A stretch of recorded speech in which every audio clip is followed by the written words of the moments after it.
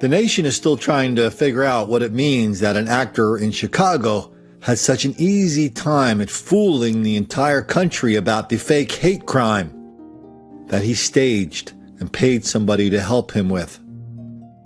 Meanwhile, the real problem, black and white violence, proceeds apace around the country. I can't keep up. I saw these two stories that came into my email this week the same day. They're identical stories. Different parts of the country. Two fathers.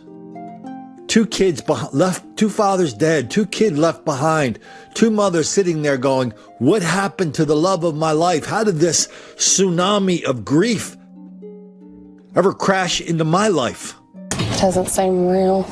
Mindy Medlin thumbs through snapshots of happier times. She says the day she married her husband, Gary Medlin, in 2015 was the best day of her life. He's the love of my life, so it was like we were made for each other. It was nearly a month ago that police say this man, Philip Lee Lewis, held up the A&B Quick Stop on US 25 East. Gary Medlin was inside the store and was fatally shot, making a run for the door. He was just trying to get away. Why did I have to come to this? I just don't understand. Federal agents caught up with Lewis in Flint, Michigan, following a 3-week manhunt. Why the Michigan native was in southeastern Kentucky in the first place remains unclear. It gives me a sense of relief to know that he's not still on the run. But to me, there's just no amount of justice that'll be enough. It's a painful and confusing time for Medlin's two boys, 2-year-old Jackson and 8-year-old Bentley, left to grow up without their father. He'll miss the first day of school, graduations, getting their driver's license. There's just so much he's going to miss out on, and it's just so not fair. Mindy Medlin says her husband worked hard to take care of his family and was an innocent man caught in the wrong place at the wrong time. He was a one-of-a-kind person. There won't ever be another. Police are trying to figure out who murdered a young father in LaGrange who gave strangers a ride on Saturday night. 24-year-old James Jake Ponder leaves behind 2 young children. And the mother of those children told Fox 5's Portia Bruner she desperately hopes that someone will tell police who killed the love of her life and why. Alicia Green is one of many folks here in LaGrange outraged over the murder of 24-year-old James Jake Ponder.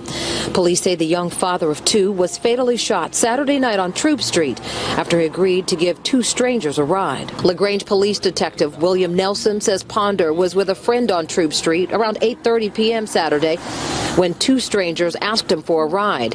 He agreed. Minutes later, he was murdered. Jake had a 2-year-old daughter named Jersey, a 7-month-old son named Caden, and a young soulmate named Layla, a young woman who described Jake as an amazing father and the first and only love of her life. Alicia Green hopes someone will come forward for the sake of Ponder's heartbroken family. 5 News alert. LaGrange police just released this picture of a man wanted for murdering a young father. Now take a close look. This is 17-year-old Travis McFarland. Warrants were issued for his arrest on murder and aggravated assault charges. Police say McFarland killed 24-year-old Jake Ponder Saturday night. Investigators claim Ponder had gone to the Troop Street area to buy a gun, and that's when police say McFarland tried to rob him and then shot him. Okay, all you brainiacs, explain it. Go ahead. I'm all ears. Give me your causes and solutions. Please, sir. I want some more. Go ahead. Do you think anybody's listening to you anymore? We just want to know why these 2 fathers are dead. That's what I want to know. I just want to know why 2 people who aren't worthy to shine their shoes are alive and the 2 people they attacked are dead.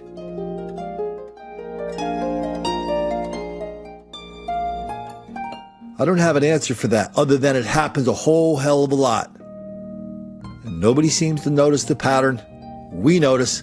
We're going to talk about it, even if it makes the black kids angry.